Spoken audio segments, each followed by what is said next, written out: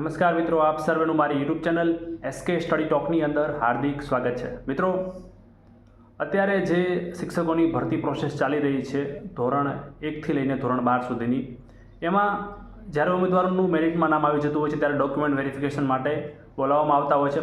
તો મિત્રો, તમને ખ્યાલ છે કે દરેક પરીક્ષાઓ, દરેક સરકારી પરીક્ષાઓ શિક્ષક સિવાય પણ જેટલી પણ ગુજરાત સરકારમાં લેવામાં આવે છે એમાં જન્મના પુરાવા તરીકે જન્મનો દાખલો અથવા શાળા છોડ્યાનું પ્રમાણપત્ર એટલે કે એલસી માગવામાં આવતું હોય છે। તો આપણા અગાઉના જે વિડીયો છે એમાં એક ઉમેદવારનો કોમેન્ટ હતી કે સાહેબ, મારી પાસે જન્મનો દાખલો નથી, ટૂંકમાં એમના માતા પિતા જે તે સમયે જ્યાં એમની જન્મ થયેલો ત્યાં નોંધણી કરાવવાનું ભૂલી ગયેલા, તો અત્યારે એમની પાસે દાખલો મળે એમ નથી।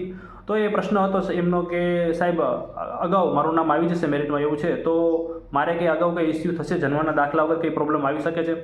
તો મિત્રો, એ બાબતે થોડુંક છોક પાડવા માટે આ વિડીયો બનાવી રહ્યો છું। ખાસ દરેક ભરતી હોય, એ શિક્ષકોની હોય કે અન્ય ભરતી હોય, દરેક ભરતીની અંદર મિત્રો તમને ઓપ્શનમાં શાળા છોડ્યાનું પ્રમાણપત્ર દરેક ભરતીની અંદર ચલાવી લેવામાં આવે છે। જન્મના પુરાવા તરીકે જે એલસી છે એની અંદર જે જન્મ તારીખ લખેલી હોય છે એ દરેક ભરતીની અંદર માન્ય રાખવામાં આવે છે। તમારી પાસે જન્મનો દાખલો સાવ છે જ નહીં, ઘણાને નોંધણી જે તે સમયે માતા પિતાએ નોંધણી ન કરી હોય એના કારણે ન હોય, અથવા ઘણા પાસે ખોવાઈ ગયેલો હોય, અમુક ફાટી ગયેલો હોય, તો તમારી પાસે જન્મનો દાખલો સાવ નહીં હોય તો પણ તમને કોઈ પણ પ્રકારનો ઇસ્યુ થશે નહીં। નોકરી લાગ્યા પછી પણ કોઈ પણ જગ્યાએ જન્મના દાખલાની જરૂર પડશે નહીં, પણ તમારી પાસે શાળા છોડ્યાનું પ્રમાણપત્ર જે તમે જન્મ તારીખ ફોર્મ ભરતી વખતે એપ્લાય કરી એ એલસીની અંદર વ્યવસ્થિત સાચી એ જ મુજબની હોવી જોઈએ। ખાસ તો જન્મના દાખલાની જરૂર ક્યારે પડે છે મિત્રો?